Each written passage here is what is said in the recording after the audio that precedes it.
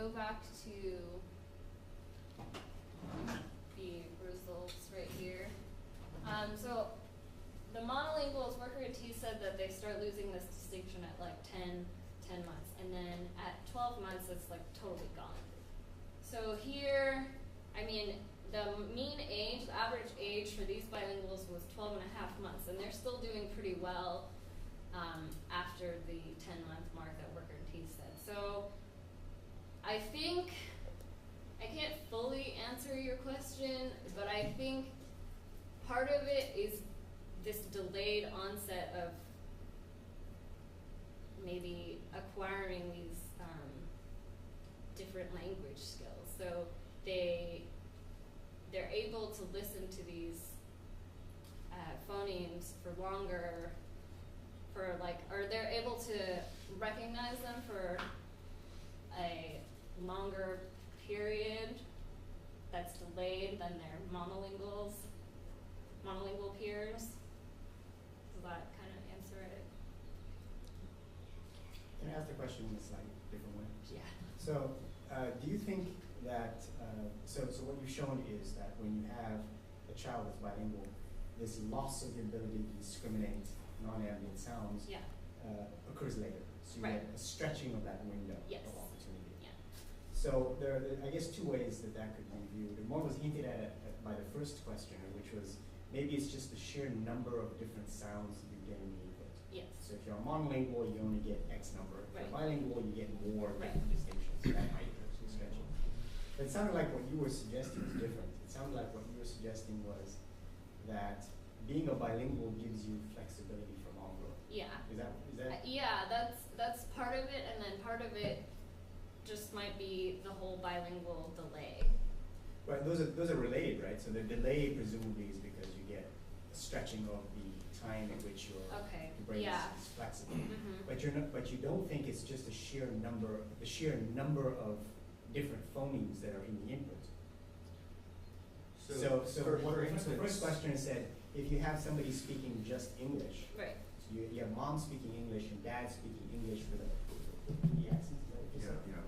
Then you're going to get these retroflex sounds in the input, but it's still just one system. Right. So the child isn't bilingual. Right. It's still monolingual. Yeah, I'm not sure if it's just because of the different number of phonemes. I don't know if I can really attribute it to that because I'm not familiar enough with the research on that says that you can probably attribute a phonemic ability, a phonemic distinction ability. So I'm not sure. Well, the way you do that is you replicate Worker and T's study with monolinguals whose first language is different from English, but which has more phonemic distinctions in English, or fewer phonemic distinctions. Yeah, that is one thing that I could also do for next time too. That's right. Yeah.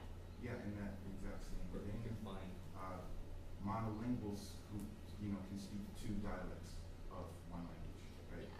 Which have different phonemic words. Yeah. Right. Then if it's similar result, then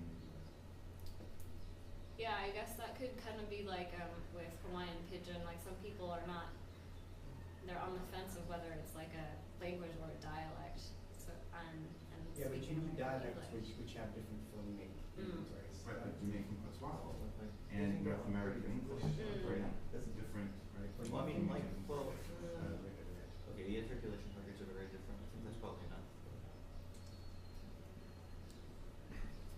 Yeah.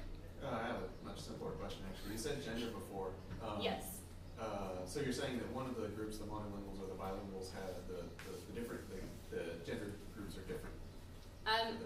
Well, of the 9 I only got 2 males, like one in each group, one in the monolinguals and one in the bilinguals. Oh, so the 2 groups are still. Yeah, they're still pretty balanced, but I mean, in general, there were more females than males.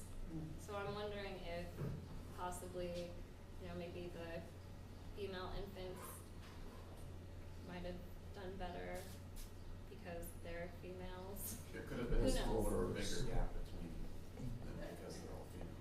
Yeah, I mean, females are more inclined to be social. I don't know. No. Yeah, female infants, you know, they babble all day. But, yeah. Are there any predictions in the other literature on how accurate the monolingual should be on the control points? I'm just not sure, should that be at ceiling, or is that something that you're worried about? I didn't that they're not read performing very well? I didn't read anything because I didn't really see anything that had this kind of structure, like how I designed it, Okay. so I'm not familiar. Right. I mean, I'm sure it could also kind of work itself out with more subjects. But Yeah, I'm just yeah, curious why definitely. that their accuracy seems to be decently low on the control points. Right. It could be a little worrisome. Yeah, well, chance would be 50%, right? So they're at 75%, which is above chance. True. So that would suggest that they are generally Yeah, turning okay, units yeah. on point. You don't expect 100% of this because you just don't get that. Right. Thank you very much, you guys. I'm just afraid we are out of Thank time. you. If you have any follow-up questions,